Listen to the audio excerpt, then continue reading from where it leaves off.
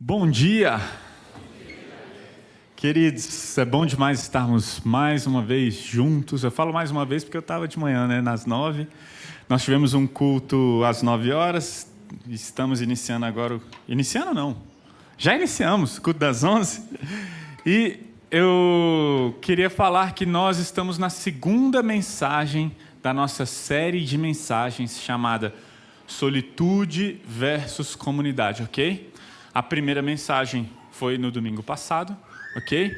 E nós decidimos escolher as nossas mensagens, elaborar as mensagens aqui da Vértice a partir das práticas do caminho de Jesus.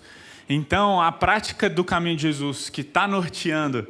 Bom ver vocês. A prática do caminho de Jesus que está norteando as séries de mensagens nesse trimestre é o silêncio e a solitude, ok?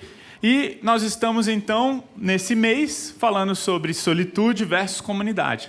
E no domingo passado, como a gente inaugurou a série, foi aquela mensagem mais de fundamentação. Seria legal, quem quiser ouvir essa mensagem, está lá no YouTube, no Spotify. E eu vou falar 4 frases para resumir a mensagem do domingo passado, ok? Pode ser? Para a gente ter uma ideia do que foi falado. Primeiro, solitude e comunidade são práticas complementares, ok? A primeira coisa que a gente viu. A segunda coisa, Deus odeia a solidão e o individualismo. Deus não gosta. Deus fez todas as coisas, tudo que Deus fez é bom, mas tinha uma coisa que não agradava a Deus na criação: o homem estar só. Deus não quer a solidão, Deus não quer o individualismo, e a gente viu isso também no domingo passado. Terceira frase, a qualidade da nossa comunhão revela a qualidade da nossa solitude. Ou seja, o nosso tempo em solitude vai, de alguma forma, influenciar no nosso tempo em comunidade. Se tivermos um tempo cheios da presença de Deus, se a gente caminhar na presença de Deus, os nossos encontros também serão permeados e cheios da presença de Deus, ok? Por isso que a qualidade da nossa comunhão revela a qualidade da nossa solitude. Tempos profundos de solitude revelam tempos profundos em comunidade. A Henry Nouwen, ele falou assim: se eu não posso estar em solitude, não tenho nada a oferecer para a comunidade, ok? Então, quarta e última frase que resume a mensagem do domingo passado é: Jesus amava muito porque se retirava muito. Jesus amava muitas pessoas porque ele tinha muito tempo em solitude. Logo, o que é importante nós entendermos? Se você está com dificuldade de amar alguém, talvez, e acredito eu, que eu e você, quando temos dificuldade de amar uma pessoa, precisamos nos encher de Deus, nos encher do amor de Deus. Porque quando a gente recebe o amor de Deus, quando temos comunhão com Deus, conseguiremos então amar as pessoas, entende? Por isso falamos então sobre a relação da solitude com a comunidade. Uma coisa que eu acho importante é ressaltar 1 João, capítulo 1, versículos 6 e 7. E os dois juntos, eu coloquei de uma forma que fique mais claro aí, os dois juntos falam assim: portanto, se afirmamos que temos comunhão com Ele, Deus, temos comunhão uns com os outros, e o sangue de Jesus, seu Filho, nos purifica de todo pecado. Percebe? Quem tem comunhão com Deus terá comunhão com as pessoas, vai viver em comunidade. Não tem como uma pessoa ser cheia de Deus e não querer amar as pessoas. Jesus amava muito porque ele era cheio de Deus. Deus é um Deus comunitário, ok? O contrário também é verdade. Se não temos comunhão com Deus, não teremos disposição de amar incondicionalmente, perdoar incondicionalmente, se anular e abrir mão. Deu para entender? Ok? Estão comigo? Estão comigo? Beleza. Então, o pessoal está atento, assim que eu gosto. Vamos lá. Queridos, seguinte, não temos então afetos profundos na nossa comunidade, na nossa comunhão, nós não teremos uma unidade sólida, nós não teremos um amor incondicional uns pelos outros, sabe? A gente não vai ter isso se não formos cheios da presença de Deus. Se a vontade de Deus não for o nosso alimento, se não formos tomados pela graça do Senhor e pelo amor gracioso e incondicional de Jesus, se o Evangelho não for a nossa fonte de água viva que alimenta a nossa alma e a nossa vida, não seremos capazes de amar as pessoas à nossa volta. Estou falando especialmente das mais difíceis. Não seremos capazes de amar os nossos inimigos. Por quê, gente? Amar as pessoas que nos fazem bem é fácil demais, não é mesmo? Ok? Não é verdade? É muito fácil amar as pessoas com quem temos afinidades, é muito fácil. Mas nós não fomos chamados a amar apenas essas pessoas. Fomos amados a amar quem nos faz mal. Somos chamados a amar quem não merece. É tipo isso, ok? Nós não merecíamos e mesmo assim Jesus nos amou. A gente viu na série do mês passado uma frase que me marcou muito, né? Jesus, ele é o Deus do deserto. E aí a gente viu, a série do mês passado se chama O Deus do Deserto, ok? Vale muito a pena você conferir essa série de mensagens. Tenho certeza que Deus vai falar muito ao seu coração, caso você não tenha ouvido essa série. E eu queria então te falar que a gente se deparou então com uma frase que me marcou muito: Deus nos leva ao deserto para nos transformar. Ok? Então, muitas vezes, nós estamos passando por desertos, dificuldades, provações, tribulações, e Deus coloca esse deserto, tudo isso na nossa vida, para que nós sejamos transformados. Só que a mensagem de hoje tem uma proposta um pouco diferente. Olha só, a mensagem de hoje, eu quero propor e falar que Deus nos leva ao deserto para outros serem transformados. Deu para entender? Então, além de Deus usar o deserto para nos transformar, Deus quer nos levar ao deserto para que outros sejam transformados. Ok? Domingo passado, a gente falou como a solitude interfere na comunhão, né? Como a gente vai da solitude para a comunhão e a comunidade. Hoje vamos falar sobre como o deserto nos leva à comunidade. Hoje a gente vai falar sobre como as dificuldades nos conduzem à comunidade. E muitas vezes nós vamos passar pelo deserto para que pessoas conheçam a graça de Deus, para que pessoas conheçam a salvação de Deus. Queria ler com vocês Filipenses, capítulo 1, versículos 27 e 29. Queridos, hoje a gente vai ler muito a Bíblia, ok? Então se prepara, teremos muitos textos bíblicos, ok? Então Filipenses 1, 27 e 29 diz assim, vamos lá, vamos ler? O mais importante é que vocês vivam em sua comunidade de maneira digna do Evangelho de Cristo, para que assim, quer eu vá e os veja, quer apenas ouça a seu respeito na minha ausência, fique eu sabendo que vocês permanecem firmes em um só Espírito, lutando unânimes pela fé evangélica. Pois a vocês foi dado o privilégio de não apenas crer em Cristo, mas também de sofrer por Ele. Quero ler mais uma vez o 29. Olha só. Pois a vocês foi dado o privilégio de não apenas crer em Cristo, mas também de sofrer por Ele. Uau! Para tudo! Para tudo! É um privilégio sofrer? É isso que Paulo está falando. Entendi certo? Você entendeu certo? Será que é isso que ele quis dizer mesmo? Queridos, vamos orar? Vamos orar? Se puder, abaixe sua cabeça, vamos falar com Deus. Pai querido, queremos que o Senhor fale ao nosso coração. Queremos ouvir a Tua voz, queremos ouvir a Tua palavra. Precisamos da tua presença, da tua sabedoria, do teu conhecimento, do teu verdadeiro evangelho. Se o que eu falar aqui, Deus, for a tua palavra, transforma as nossas vidas. Se não for, Deus, que as pessoas tenham o discernimento suficiente. Porque tudo que queremos é o Senhor, Pai. A gente não quer sabedoria humana, a gente quer ouvir a tua voz. A gente quer ser transformado à imagem de Jesus. Em nome de Jesus. Amém. Amém. Queridos, quando eu leio esse versículo 29 aí, eu dou uma tremida nas bases. A minha primeira reação é questionar. O que Paulo entendeu que eu não entendi? O que aconteceu com Paulo que não aconteceu comigo? Né? O que será que está faltando para mim que Paulo teve? Eu queria mostrar mais um versículo. Olha só.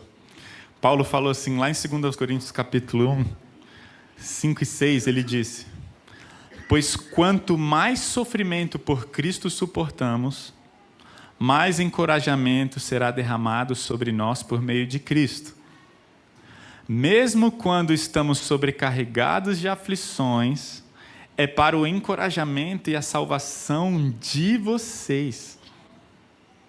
As minhas aflições, Paulo está falando, as minhas aflições existem para o encorajamento e a salvação de vocês. Paulo, é como se ele estivesse falando assim, eu estou disposto a sofrer se isso for trazer salvação para vocês. Agora eu quero te perguntar, vamos fazer essa oração juntos? Vamos virar e falar, Senhor, está aqui a nossa vida, estamos dispostos a... Senhor, manda as aflições na nossa vida, pode mandar. Se isso for contribuir para a salvação de pessoas, pode mandar, Deus. Estamos prontos a fazer essa oração? Entende? Loucura, né? E eu oro e o meu desejo é que a gente faça essa oração no final do culto. Então se prepara, né? E é interessante porque quando a gente vê a vida dos discípulos de Paulo, várias pessoas na Bíblia, a gente percebe uma disposição. E eu fico me perguntando o que aconteceu com esses caras. E é interessante, queria mostrar para vocês que nem sempre os discípulos de Jesus tiveram essa disposição de sofrer para que pessoas fossem salvas, disposição de dar totalmente a sua vida para que pessoas fossem salvas. Olha só que interessante. Quando Jesus morreu na cruz, numa sexta-feira, ele foi sepultado. O que os discípulos fizeram depois disso? Eles foram para uma casa e eles se prenderam lá. Eles estavam morrendo de medo de sair da casa. Por quê? Porque Jesus falou, o servo não é maior que seu senhor. Se perseguiram a mim, vão perseguir a vós. Então, na cabeça deles é o seguinte, se mataram o nosso mestre, vão matar a gente também. E aí eles estavam literalmente enclausurados dentro de uma casa e morrendo de medo. Algo estava prendendo eles. Gente, se a gente for ler a Bíblia, 50 dias depois, eles estavam nas ruas, em Jerusalém, pregando o evangelho com ousadia e coragem. Eles perderam totalmente o medo, 50 dias depois. Eu quero te fazer uma pergunta, o que aconteceu? Nesse intervalo, o que aconteceu com esses caras, que eles perderam completamente o medo? O que aconteceu com eles de tal forma que eles foram de 8 a 80? O que aconteceu é que, enquanto eles estavam lá naquela casa, num domingo, Jesus apareceu lá, Jesus atravessou a parede, apareceu no meio da casa, enquanto eles estavam presos, morrendo de medo. Jesus apareceu lá e falou, estou aqui, ressuscitei, eu vivo, e isso aqui que aconteceu comigo, vai acontecer com vocês também. Se vocês não precisam ter medo da morte, porque se vocês morrerem, vocês vão ressuscitar. Vocês não precisam ter medo de nada, não precisa nem ter medo de sofrer, porque existe uma glória muito maior aguardando vocês. Sabe o que eles fizeram? Eles saíram para as ruas e falando, todo mundo precisa conhecer Jesus. Mas vocês estão correndo risco de vida, tudo bem, não tem problema, pode matar. Pode matar, porque a gente vai ressuscitar. Mas vocês vão ser torturados, vai acontecer coisas terríveis, vocês vão ser perseguidos, açoitados. Tudo bem, essa vida aqui é passageira. Existe uma eternidade esperando. Gente, o que aconteceu com os discípulos? Eles tiveram um vislumbre da eternidade diante dos olhos deles. Eles tiveram um encontro com a presença do Senhor. O que aconteceu com os discípulos é o seguinte: os discípulos foram profundamente transformados pela presença de Jesus e pela esperança da eternidade. A era por vir invadiu a era presente. O reino por vir pleno e poderoso, transformador, invadiu a era presente de tal forma que eles mudaram completamente a maneira deles de viver a vida presente. Então agora, vocês vão sofrer, tudo bem. Por quê? Porque eles tiveram um vislumbre da eternidade. Quando a eternidade invade a nossa vida, tudo perde valor e sentido, tudo se torna insignificante perto da grandeza e da gloriosa esperança e expectativa da vida futura, entende? Muito maneiro, né? Nossa, eu quero ser invadido. Eu quero que a presença de Deus invada a minha vida, meu coração, de tal forma que nada mais importe, só Jesus. O que aconteceu com Paulo? O que aconteceu com Paulo? É interessante. Vamos agora analisar Paulo. Paulo, olha só o que esse homem maluco falou para a igreja de Corinto. Ele disse assim: por vocês, coríntios, de boa vontade me desgastarei e gastarei tudo que tenho, todos os meus recursos, todo o meu dinheiro por vocês. Embora pareça que quanto mais eu os ame, menos vocês me amam. Paulo, ele amava uma comunidade que não amava, que falava mal dele, não amava assim. Tinha gente falando mal de Paulo, tinha gente difamando Paulo, tinha gente falando que a pregação de Paulo era muito ruim, tinha gente falando que, nossa, Paulo não sabe nada de um monte de coisa. Paulo não sabe o verdadeiro evangelho. E Paulo, a igreja que ele começou, e o pessoal descendo a lenha em Paulo. E ele amava aquela igreja, mas ele fala: por vocês, eu estou disposto a passar o que tiver que passar. Eu passo pelo deserto que tiver que passar, eu vou doar o que eu tiver que doar.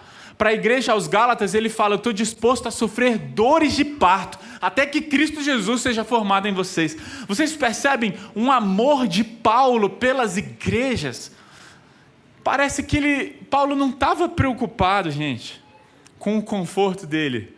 Paulo, ele não estava preocupado com a viagem que ele ia fazer no final do ano. Paulo não estava preocupado com o carro que ele ia dirigir. Naquela época não tinha carro, né?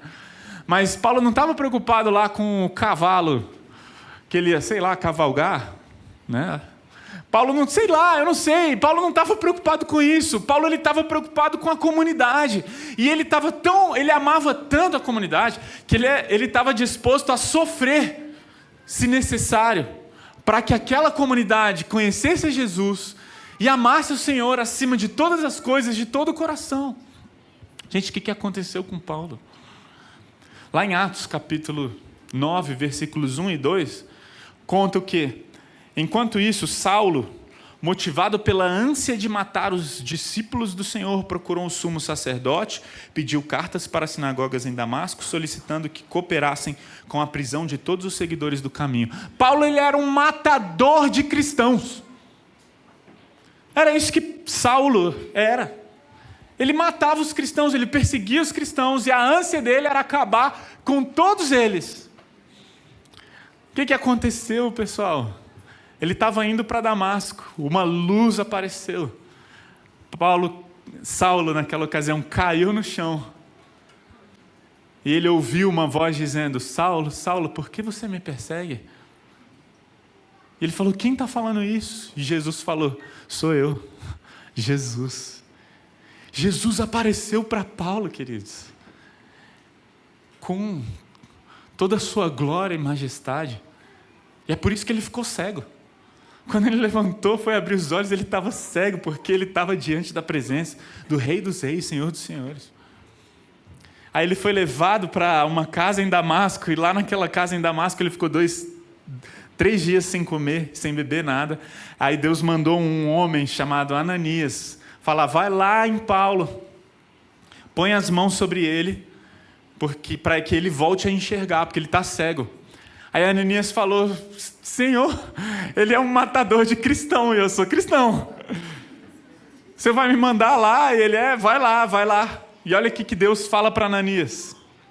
O Senhor, no entanto, diz para Ananias: vá, pois Saulo é um instrumento que escolhi para levar minha mensagem aos gentios e aos reis, bem como ao povo de Israel.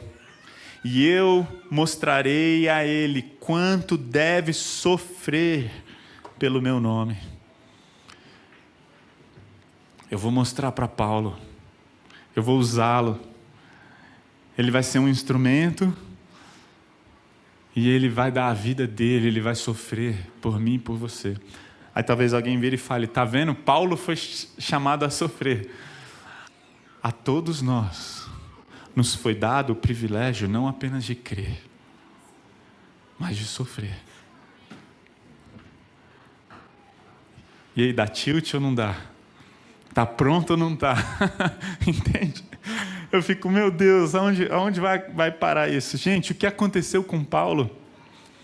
Paulo foi profundamente transformado pela presença de Jesus e pela esperança da eternidade. Foi isso que aconteceu com ele.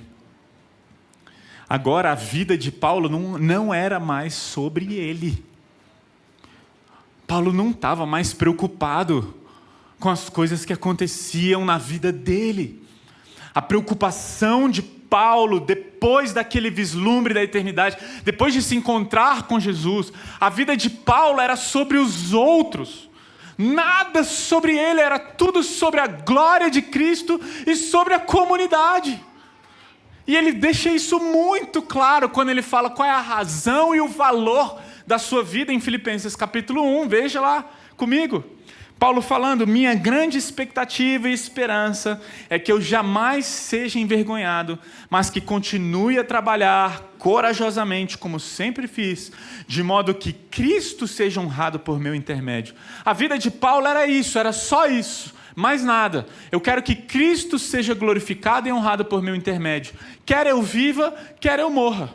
Aí ele fala: pois para mim o viver é Cristo e o morrer é lucro. O que significa isso? O que significa o viver é Cristo? O que significa isso? O que ele quer dizer com isso? O viver é Cristo. Como que eu vou viver? O meu viver é Cristo. Sabe o que significa? Ele explica, queridos. Viver é Cristo significa viver uma vida em prol da comunidade. Sabia? Se você virar e falar: eu quero ter uma vida que honra Jesus, que ama Jesus, que vive para... Eu quero ter uma vida marcada pela glória de Deus. É uma vida que é vivida em prol dos outros, da comunidade. E ele explica, olha só. Versículo 22. Se continuar vivo, posso trabalhar e produzir fruto para Cristo. Aí ele fala do dilema, né? Na verdade, não sei o que escolher. Estou dividido entre 2 desejos. Eu quero partir e estar com Cristo, porque é muito melhor não ter que passar pelas dores e sofrimentos. Isso é melhor. Contudo, versículo 24. Por causa de vocês. Por causa de vocês é mais importante eu continuar a viver. Paulo, ele não queria continuar a viver para ter uma vida mais confortável, para realizar os seus sonhos. Paulo não queria viver porque vários desejos na sua lista de sonhos ainda não haviam sido realizados. Não foi isso. Paulo queria viver por causa da igreja, para produzir fruto. Ciente disso, estou certo de que continuarei vivo. Eu vou continuar vivo para quê? Para ajudar vocês a crescer na fé e experimentar a alegria que Jesus traz. A minha vida é sobre isso, Paulo estava falando. Não tem nada a ver comigo. Se a gente sentar numa cafeteria com Paulo, e apreciar um delicioso café e falar: Paulo, me fala o que é bom nessa vida. Ele vai falar: bom na vida é ver gente crescendo na fé. É isso que alegra o meu coração. Sabe o que alegra meu coração? Sabe o que é bom na vida, Alex? Sabe o que é bom na vida, Alex? Ele ia falar para mim: bom na vida é ver pessoas reconhecendo Jesus, entendendo quem é Jesus, se doando a Jesus, crescendo em maturidade e dispostas a sofrer por amor de Jesus. Isso é o bom da vida.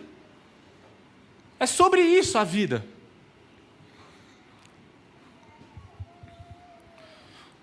Paulo foi transformado pela presença de Jesus. E aí eu me pergunto, o que aconteceu com a igreja? A gente viu o que aconteceu com os discípulos. A gente viu o que aconteceu com Paulo. E aí eu me pergunto, o que aconteceu com a igreja? Será que o viver da igreja é Cristo? Será que a razão da nossa vida, será que a razão da minha e da sua vida é ajudar pessoas a crescer na fé? Será que a razão da nossa vida é experimentar da alegria que só Cristo pode dar e ajudar e conduzir pessoas a se alegrarem em Cristo Jesus acima de qualquer coisa? Essa é a razão da nossa vida. Essa é a razão da igreja. Essa é a nossa razão de vida, queridos. Essa é a razão da nossa vida.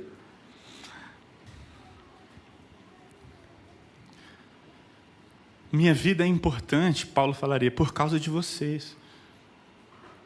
Mas a grande verdade é que eu fico me perguntando onde isso foi parar, porque eu vejo a começar em mim. Muitas vezes eu vejo pouca disposição em se doar totalmente em prol do outro. Eu fico me perguntando onde foi parar a disposição de sofrer, suportar, amar incondicionalmente. Nós queremos selecionar os nossos amigos na comunidade. Cadê a disposição de amar como Cristo nos amou? Eu fico me perguntando, as pessoas falam: eu não vou mais amar o cônjuge que me tratar mal. Eu quero outro cônjuge, eu quero um cônjuge que me trate bem. Sabe, se a gente não consegue fazer isso no nosso núcleo familiar, queridos, como que a gente vai fazer isso na nossa comunidade inteira? Não, eu quero ser tratado bem, eu mereço ser feliz. Paulo falaria: não, você foi chamado, você tem o privilégio de suportar tudo, porque Cristo suportou tudo por você. Parece que a mentalidade de Paulo é outra. O chamado para se doar, o chamado para sofrer em prol do irmão e não de nós mesmos, parece que se perdeu. Por quê? Porque nós não estamos tendo um vislumbre da eternidade. Parece que a eternidade, a era futura, não invadiu a era presente. E a gente não consegue se doar incondicionalmente. Parece que algo está errado, parece que não estamos cheios da presença de Deus. Parece que a presença de Deus não é tudo para nós, não é suficiente para nós. Jesus é tudo, mas eu preciso de... Entende? Só que o chamado de Jesus, ele é muito claro. Jesus falou para todos os que queriam segui-lo. Jesus disse a todos: se alguém quiser acompanhar-me, negue-se a si mesmo, tome diariamente a sua cruz e siga-me. Pois quem quiser salvar a sua vida, a perderá, mas quem perder a vida por mim, por minha causa, este a salvará. Esse é o nosso chamado. O que é a cruz, queridos? A cruz virou um símbolo legalzão. Hoje, Qualquer pessoa tem uma tatu da cruz. Jogador de futebol, todo mundo tem uma tatu da cruz. E se você tem uma tatu da cruz, continue com a sua tatu da cruz. É massa. É legal. Mas naquela época não era legal. Tá? Se você tatuasse a cruz, você seria um louco. Por quê? Porque a cruz era para a escória da sociedade. A cruz era para os piores bandidos. Aí Jesus falou: quem quer me seguir aqui? Eu. Então você vai fazer o seguinte: você vai negar-se a si mesmo, você vai tomar a sua cruz e vai me acompanhar, beleza? Esse cara tá maluco? Tomar a cruz? Ele vai assaltar algum banco. Jesus vai assaltar algum banco, porque não, tá doido, ele vai matar alguém. É agora que ele vai depor César. Né? Certamente, porque tomar a cruz, o que Jesus está querendo dizer com isso? Gente, tomar a cruz é a disposição de sofrer. O chamado de Jesus sempre foi esse. Isso não é uma coisa que Paulo inventou. O chamado para ser discípulo de Jesus é o chamado para amá-lo incondicionalmente, amar as pessoas incondicionalmente. Deixa eu contar uma. Presta atenção. Essa história, isso que eu vou ler para vocês agora, está num livro do David Platt, chamado Siga-me. Tá bom? Imagine uma mulher chamada Ayan, ok? Eu vou ler, presta atenção no que eu vou ler. Ayan faz parte de um povo que se orgulha de ser 100% muçulmana.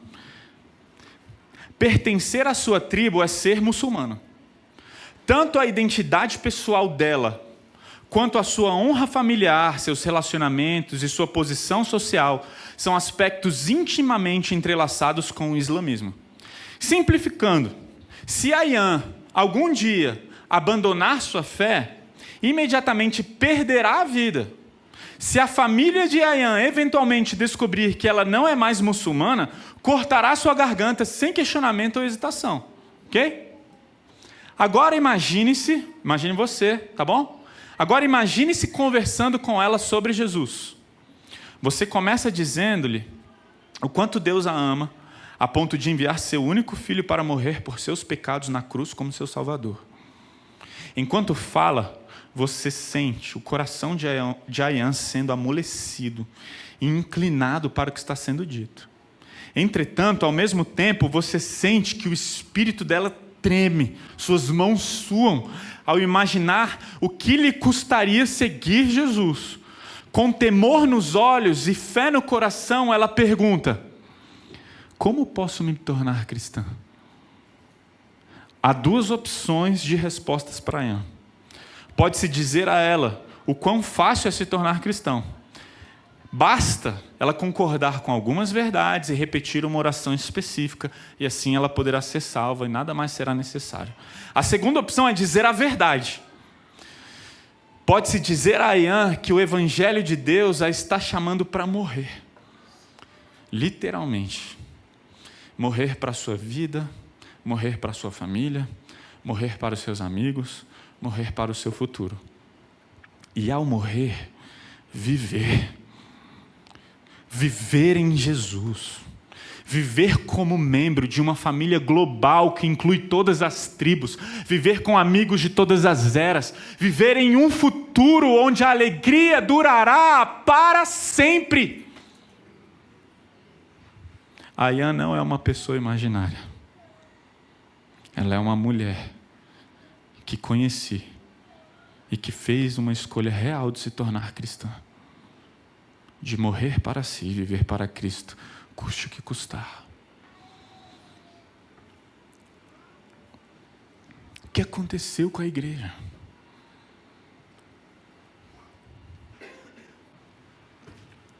O que aconteceu com a nossa disposição de doar tudo? O que aconteceu? Será que Não fomos tomados pela presença de Jesus? Será que não entendemos? Será que a gente está tentando conciliar a nossa vida confortável e boa? A gente só quer incluir Jesus. Tipo assim, eu quero viver a minha vida. Quem quer Jesus? Eu quero Jesus, mas eu quero só incluir Jesus. Isso não é possível. Teremos que morrer, teremos que nos anular, teremos que nos humilhar, teremos que ter disposição de tomar a cruz. Isso significa disposição de morrer, de sofrer. Por quê? Porque nós já ganhamos vida, nós já ganhamos eternidade, nós já ganhamos tudo o que precisávamos. Quando a gente é alcançado pela eternidade, a gente não precisa de mais nada. A gente não faz algo para obter alguma coisa, a gente doa tudo porque nós já ganhamos tudo. Está pago. Está tudo ao nosso alcance, de tal forma que a nossa vida presente, agora, ela é guiada pela perspectiva da eternidade futura. Nós somos chamados a sofrer, mas não porque o cristianismo é parecido com o masoquismo. Não existe prazer no sofrimento. Ninguém tem prazer no sofrimento. Não é bom sofrer. Ninguém é chamado a se alegrar com o sofrimento. Nós somos chamados a nos alegrar em meio ao sofrimento. Porque o sofrimento é um instrumento de Deus para transformar as pessoas. Deus nos leva ao deserto para nos transformar, sim, mas Deus também, Ele nos leva ao deserto para que outros sejam transformados. E é por isso que Filipenses 1 fala: o mais importante é que vocês vivam em sua comunidade de maneira digna do Evangelho. Como que a gente vai viver na nossa comunidade de maneira digna do Evangelho? Como? Pois a vocês foi dado o privilégio de não apenas crer, mas também de sofrer. Arlindo de Souza disse: muitos não olham para o Evangelho do Reino, mas olham para um Evangelho que quer melhorar nossa vida nesta era presente. Esse é um erro que as igrejas estão cometendo. Isso é um erro. A gente não abraça um evangelho que vai melhorar a nossa vida aqui na terra. Olha para os discípulos de Jesus, todos martirizados. O evangelho não é sobre nos dar uma vida confortável. O evangelho é sobre a disposição de sofrer, porque nós já ganhamos uma eternidade plena de felicidade e alegria. Está ganho, está pago. Não fizemos nada para merecer. Mas o que a gente faz enquanto essa eternidade não chega? Nós vivemos na expectativa de que um dia Jesus vai voltar e reinar, estabelecer esse reino. Enquanto isso não chega, a gente sofre, a gente se doa, a gente vai. Jesus veio como um servo sofredor, e um dia ele vai voltar como um leão que vai reinar. Enquanto esse reinado não chega, a gente se doa, a gente paga o preço, a gente abraça o custo, a gente ama. A gente faz o que tiver que fazer.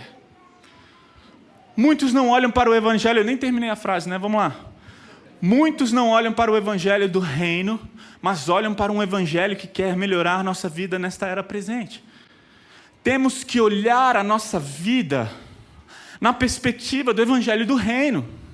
É o evangelho disposto a sofrer e peregrinar, entendendo o que nos aguarda.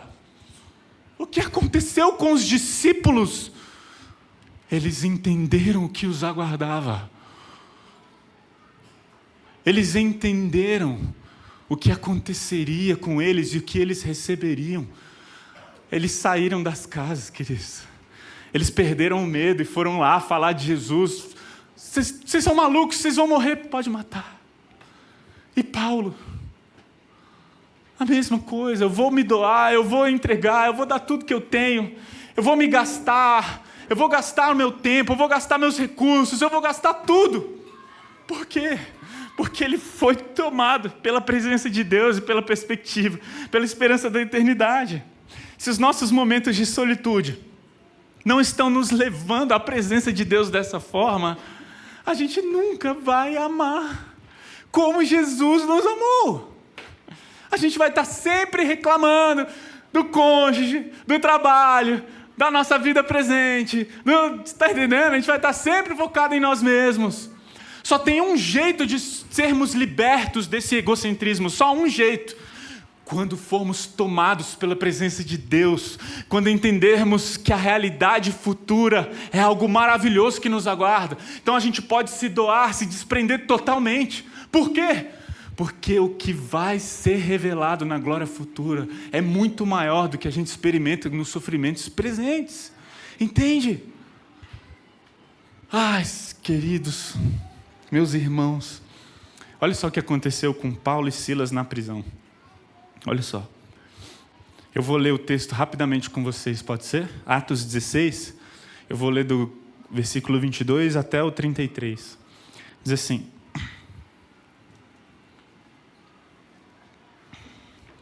logo uma multidão revoltada se juntou contra Paulo e Silas, e os magistrados ordenaram que os dois fossem despidos, ficaram pelados e açoitados com varas. Depois de serem severamente açoitados, foram lançados na prisão. O carcereiro recebeu ordens para não os deixar escapar. Por isso, os colocou no cárcere interno, prendendo-lhe os pés no tronco. Por volta da meia-noite, Paulo e Silas oravam e cantavam hinos a Deus, e os outros presos ouviam.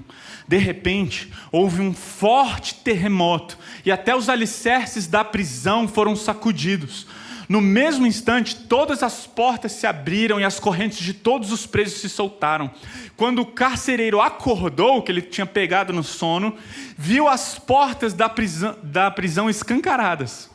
Imaginando que os prisioneiros haviam escapado, puxou a espada para se matar, porque ele falou: é melhor eu me matar do que ser torturado, porque vão acabar comigo. Paulo, porém, gritou: não se mate, estamos todos aqui. O carcereiro mandou que trouxessem luz e correu até o cárcere, onde se prostrou, tremendo de medo, diante de Paulo e Silas. Então, ele os levou para fora e perguntou: senhores, o que devo fazer para ser salvo? Eles responderam: creia no Senhor Jesus e você e sua família serão salvos. Então pregaram a palavra do Senhor a ele e a toda a sua família. Mesmo sendo tarde da noite, o carcereiro cuidou deles, lavou suas feridas. Em seguida, ele e todos os seus foram batizados. Queridos, se isso tivesse acontecido nesse tempo, a igreja ia estar assim: Senhor, tira Paulo e Silas da prisão, Senhor. Eles não merecem. Vamos orar para que eles saiam da prisão. Vamos orar para que essa injustiça seja resolvida. Que absurdo, Senhor. Senhor, como que o Senhor permite, Senhor?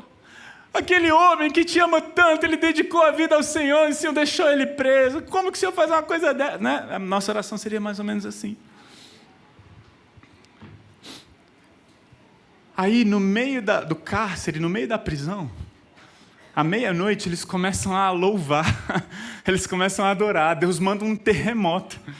E Deus manda um terremoto, todos são libertos, todas as correntes caem, todas as portas se quebram, são escancaradas. E o que eles fazem? Agradecem ao Senhor: obrigado, Senhor, pelo livramento, aleluia. Agora a gente pode fugir. Não, eles ficaram lá na cadeia. Queridos, por quê? Porque Deus não mandou um terremoto para libertar Paulo e Silas. Deus mandou um terremoto para libertar o carcereiro e a família dele. Deus mandou aquela dificuldade, Deus colocou eles na cadeia para salvar um homem e toda a sua família. E glória a Deus! E cadê a disposição da igreja em lidar com os sofrimentos da mesma forma? A gente está aqui: Deus nos livra, Deus nos livra, Deus nos livra. E Deus está falando: querido, eu quero usar isso aí para que pessoas sejam salvas. Gente, o mundo não sabe como lidar com o sofrimento. Nós deveríamos ensinar. O mundo não sabe lidar com o luto. não sabe. Nós deveríamos ensinar. Nós deveríamos mostrar para o mundo deveria ver e falar: o que eu preciso fazer para ser salvo? Eu quero isso aí que você tem. Eu quero lidar com o sofrimento desse jeito que você lida. Eu quero isso para mim. Mas a gente está igualzinho ao mundo. Parece que ter Cristo não faz diferença nenhuma. A gente continua egocentrado, autocentrado, preocupado apenas com o nosso conforto e com a nossa própria vida. É muito fácil cantar quando tudo vai bem. A comunidade, o mundo e todos aqui precisam aprender uns com os outros a cantar quando tudo vai mal. Que nem Paulo e Silas na prisão. E a louvar o Senhor em meio às dificuldades. Gente, é fácil demais ser generoso quando sobra. Muito fácil. Nós precisamos mostrar que a nossa generosidade não tem a ver com o quanto a gente ganha, mas com a nossa disposição de dar. Gente, queridos, é fácil dizer que Deus é bom quando existe cura. Mas nós fomos chamados a falar e crer que Deus é bom, mesmo quando a cura não vem. Porque nós precisamos tomar a cruz, confiar em Deus e entender que a nossa vida aqui não tem nada, é tudo passageiro. Meu Deus! Sabe, o que Paulo, como que devemos fazer? O que aconteceu? O que aconteceu com a igreja? Eu vejo a declaração de Paulo em Filipenses 3.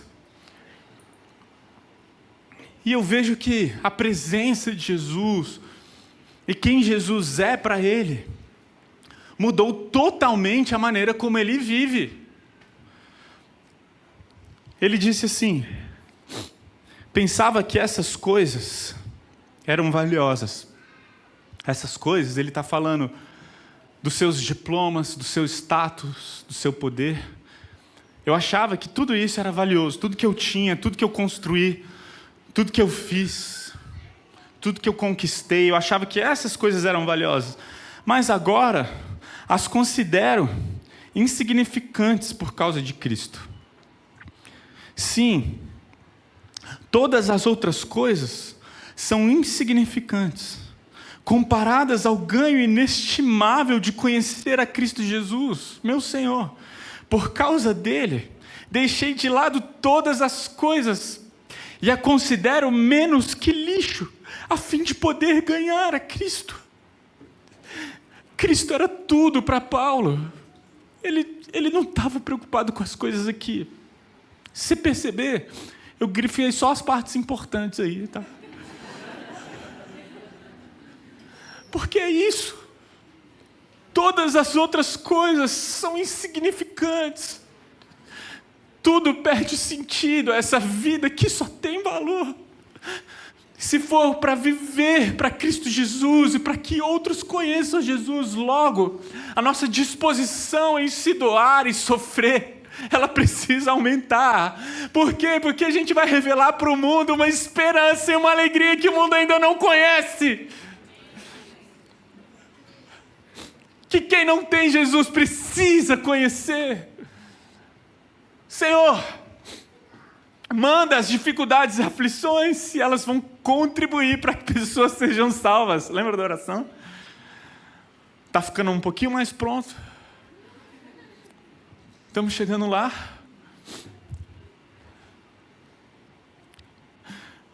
Meu Deus. É impressionante porque no final da vida de Paulo, chegou um profeta chamado Ágapo. E ele virou para Paulo e falou: olha, Deus me enviou aqui para te falar que você vai ser preso e morto lá em Jerusalém. Olha como os amigos de Paulo reagiram ao ouvir isso. Nós e os irmãos dali suplicamos a Paulo que não fosse a Jerusalém. Eles falaram: Paulo, que bom que Ágapo veio aqui. Ágapo, você é uma bênção. Paulo é um homem muito amado por nós. Então, Deus enviou ele aqui para te falar para você não ir, porque você vai ser preso e morto. Nossa, glória a Deus. Obrigado, Senhor, por esse livramento. Aleluia. Mas aí Paulo, olha a reação de Paulo. Ele, porém, disse: por que todo esse choro? Paulo é um barato, né, gente? Por que todo esse choro? Assim vocês me partem o coração. Ele fala: eu estou pronto não apenas para ser preso, queridos, mas para morrer pelo Senhor Jesus.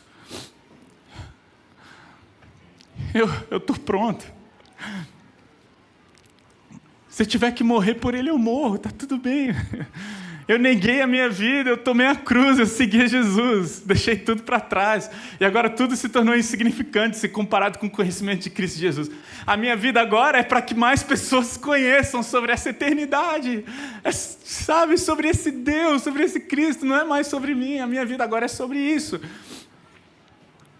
Aí, é interessante porque quem me conhece sabe que eu sou dramático e intenso o suficiente para amar o que Paulo falou. É isso aí! Eu também! Eu vou dar tudo por Jesus, eu vou morrer lá para os povos não alcançados. Eu quero ir para os povos onde ninguém quer ir. Esse ainda é meu sonho de aposentadoria. Que Deus te abençoe.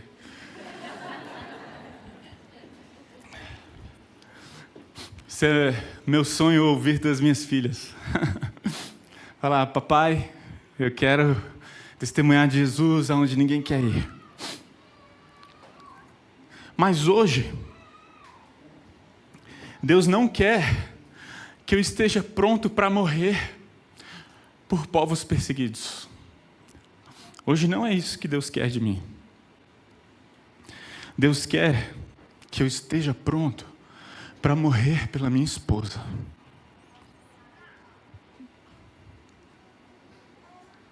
Hoje Deus quer que eu esteja pronto para morrer para o meu ego, para mim mesmo, é acabar com o meu ego. Hoje o que Deus quer é que eu esteja disposto a sofrer para que esta comunidade conheça Jesus e cresça na fé. Hoje o que Deus quer de mim é que eu esteja disposto a entregar tudo por amor a vocês, pois o viver é Cristo, logo viver só faz sentido se for em prol de vocês.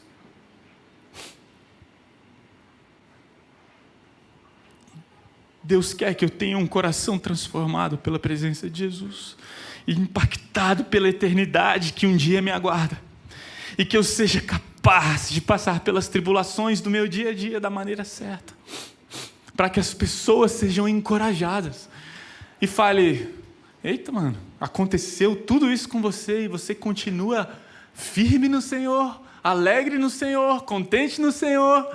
Uau! É sobre isso. É assim que a gente vai se encorajar. Sabe, nessa semana eu ouvi um casal testemunhando sobre como Deus transformou e restaurou o casamento deles. Queridos, eu fico me perguntando, talvez tenham outros casais aqui que estejam passando por lutas muito duras no seu relacionamento. E eu fico me perguntando, será que Deus não quer usar a história de vida daquele casal para que as pessoas que estejam passando por lutas sejam encorajadas e elas percebam que vale a pena lutar, não apenas pelo casamento, mas pela glória de Deus em meio ao casamento? Entende?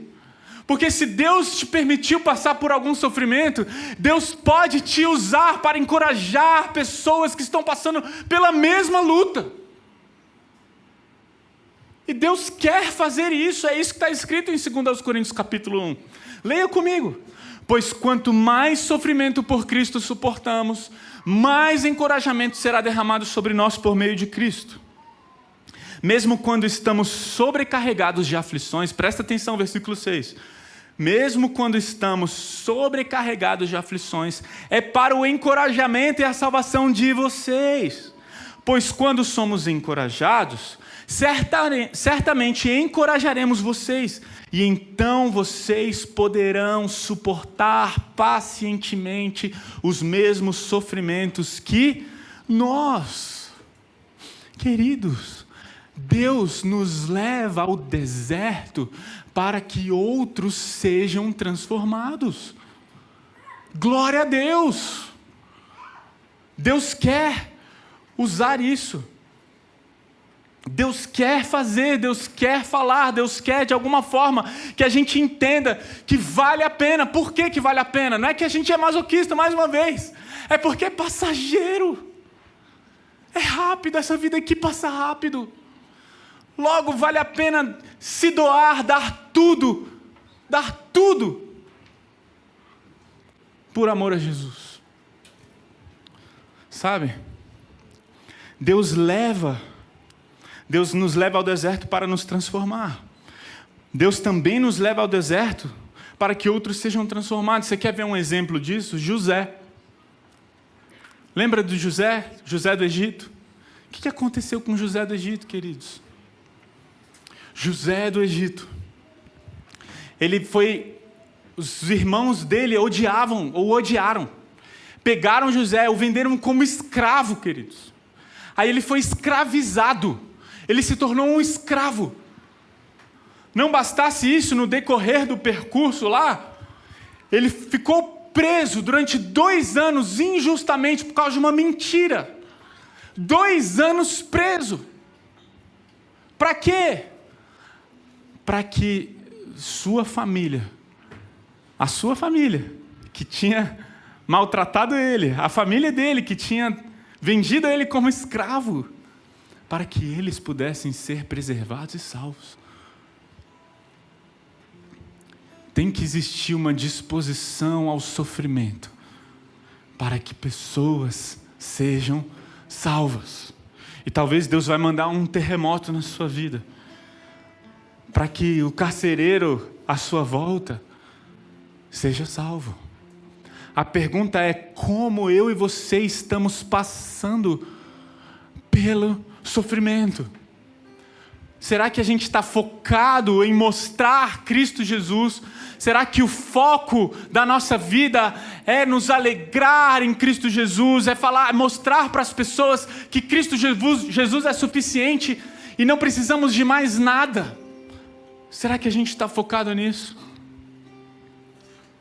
Será que no lugar de José, imagina, se você fosse vendido como escravo, se você ficasse preso por anos, você no lugar de José, mesmo que soubesse que sua família houvesse sido salva, você falaria assim: Senhor, será que eu ficaria bravo? Será que eu falaria: para que salvar o povo às custas do meu sofrimento? Oh Deus, você quer salvar o povo? Salva o povo. Eu preciso sofrer para que o povo seja salvo? O que é isso? Ainda mais um povo que me maltratou. Você quer salvar meus irmãos? Aqueles que intentaram mal contra mim, é isso? Aqueles que me fizeram muito mal? Queridos, e se Jesus dissesse isso? E se Jesus falasse: Pai, o Senhor quer que eu morra no lugar desses pecadores? No lugar do Alex? Ele vai ser salvo às custas do meu sofrimento, Senhor? Não. Ainda bem que Jesus não falou isso. Queridos, graças a Deus o Evangelho não é fatalista. A gente não abraça o sofrimento achando que é assim mesmo e pronto. Sabe por quê? Porque existe uma promessa de eternidade, de alegria e contentamento. Existe uma promessa de solução perpétua. A gente abraça agora o sofrimento na expectativa da alegria e glória que serão revelados.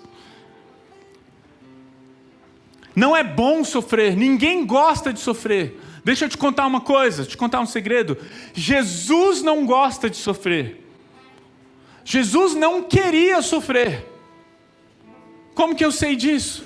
Porque ele falou isso para o Pai: Senhor, se possível, afasta de mim esse cálice. Vai ser pesado, vai ser duro. Senhor, se possível, afasta. É sofrimento demais. Mas Jesus conclui: mas Pai, se é para trazer salvação, que seja feita a tua vontade e não a minha. Se é para que pessoas te conheçam, eis-me aqui, Senhor. Manda as aflições. Se é para que pessoas passem a eternidade ao teu lado, pode mandar as dificuldades. Pode mandar os desertos, as tribulações. Manda. Porque o nosso foco é a perseverança da comunidade, a alegria da comunidade em Jesus. É sobre isso. Escuta, igreja. Paulo falou lá em Romanos, capítulo 8, versículo 18. Considero que nosso sofrimento de agora não é nada comparado com a glória que Ele nos revelará mais tarde. Igreja, escuta. Paulo falou: considero que o nosso sofrimento de agora não é nada comparado com a glória que Ele nos revelará mais tarde. Você está sofrendo, está difícil, deixa eu te falar. Isso não é nada comparado com a glória que um dia será revelado. Isso tem que invadir o nosso coração. Isso precisa tomar conta de nós. A presença de Jesus, a glória de Cristo precisa nos invadir, para que a gente consiga amar, perseverar, lutar por casamentos, lutar por comunidades, lutar por relacionamentos, lutar, se doar e sofrer se necessário, amar cônjuges que não merecem, amar pessoas que não merecem. Esse é o nosso chamado. Por quê? Porque um dia fomos amados dessa maneira. Isso invadiu o nosso coração, isso tomou o nosso coração, mas a gente não vai ter que ficar para sempre sofrendo, porque as dores e sofrimentos momentâneos de agora não podem ser comparados com a glória que um dia será revelada. Elizabeth Elliot disse: seja lá o que estiver no cálice que Deus está me oferecendo, dor, tristeza, sofrimento ou lamento, como também as superabundantes alegrias, estou disposta a tomar, pois eu confio nele. Amém? Eu quero te convidar a orar, mas eu vou te falar, essa oração não vai ser fácil não. Eu queria te convidar a orar, mas, gente, quando eu falo que a oração não vai ser fácil, é uma oração que tem um custo, mas é uma oração que vale a pena. Porque a dor e o sofrimento de agora não podem ser comparados com a glória que um dia será revelado. E se isso não tomar o nosso coração, se isso não tomar o meu e o seu coração, nós não seremos capazes de nos dispor em amar incondicionalmente a comunidade, as pessoas à nossa volta. Vamos fechar os nossos olhos. Eu queria que você que está passando por um momento de muita luta, talvez você esteja passando por uma dor profunda, seja de algo que aconteceu no seu passado e reverbera até hoje. Talvez alguns aqui tenham passado por coisas realmente difíceis no seu passado. Talvez você está passando por um momento de muita luta e sofrimento nesse momento. Eu queria primeiramente orar por você que está passando por lutas, dores, sofrimentos, angústias, tribulações emocionais, espirituais, físicas, sabe? Não importa, relacionais. Se você está passando por muitas dores e você quer de todo o coração falar: Senhor, eu quero passar por essas lutas de uma maneira diferente. Se você deseja passar pela luta com esperança, com alegria, se você deseja isso, eu quero te convidar a se colocar em pé. Quero te convidar a orar junto comigo, falando: Senhor, me ensina a lutar e a sofrer de maneira diferente. Me ajuda, Deus, a olhar pela perspectiva de que esse sofrimento pode ser um instrumento para que pessoas sejam salvas, para que pessoas sejam encorajadas, para que pessoas cresçam em sua fé, cresçam em perseverança, cresçam em amor.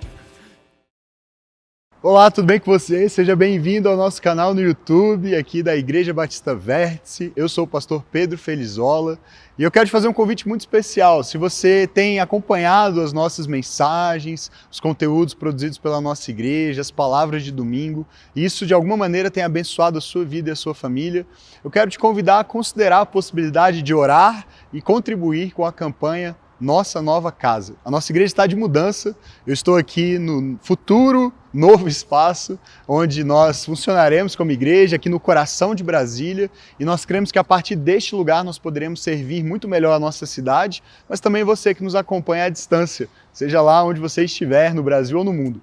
Então, primeiro, muito obrigado por nos acompanhar. Se você puder considerar a possibilidade de contribuir com essa campanha, com esse grande desafio que nós temos, não só da locação, mas da reforma desse espaço, eu quero te convidar para acessar o QR Code que vai aparecer aí na sua tela agora, ou diretamente o nosso site, igrejavertice.com/contribuir.